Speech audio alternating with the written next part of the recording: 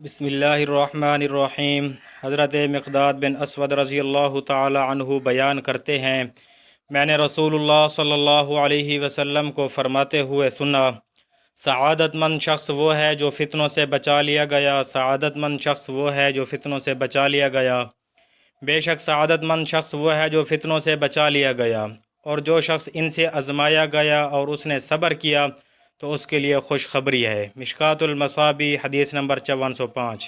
حضرت ثوبان رضی اللہ تعالی عنہ بیان کرتے ہیں، رسول اللہ صلی اللہ علیہ وسلم نے فرمایا، جب میری امت میں ایک دوسرے سے لڑائی کے لیے تلوار مسلط کر دی جائے گی تو وہ روز قیامت تک اس سے نہیں اٹھائی جائے گی، اور قیامت قائم نہیں ہوگی حتیٰ کہ میری امت کے قبائل مشرکین سے جا ملیں گے، اور حتیٰ کہ میری امت کے قبائل بتوں کی پوجا کریں گے، اور میری امت میں 30 کذاب ہوں گے اور وہ سب دعویٰ کریں گے کہ وہ اللہ کا نبی ہے، جبکہ میں خاتم النبیین ہوں، میرے بعد کوئی نبی نہیں، اور میری امت کا ایک گروہ ہمیشہ حق پر ہوگا، وہ غالب رہیں گے، ان کا مخالف کوئی نقصان نہیں کر سکے گا حتیٰ کہ اللہ کا حکم آ جائے گا۔ مشکوٰۃ المصابیح حدیث نمبر 5406۔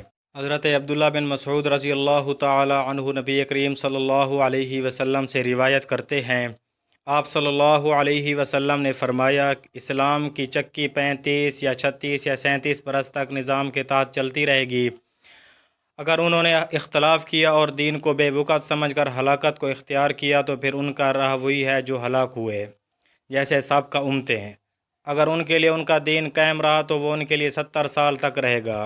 میں نے عرض کیا، کیا وہ 70 برس اس سے ہیں جو باقی رہ گیا یا اس سے ہیں جو گزر چکا؟ آپ صلی اللہ علیہ وسلم نے فرمایا، اس سے جو گزر چکا۔ مشکوٰۃ المصابیح حدیث نمبر 5407۔